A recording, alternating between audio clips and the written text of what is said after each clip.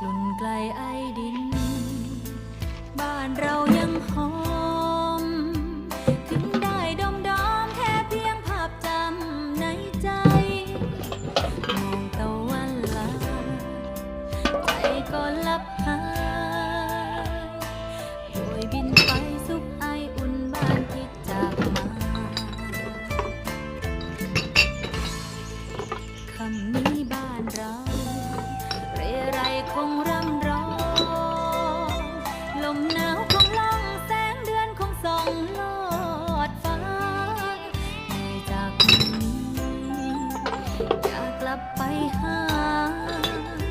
แต่มีภาระบังคับให้สู้เพียง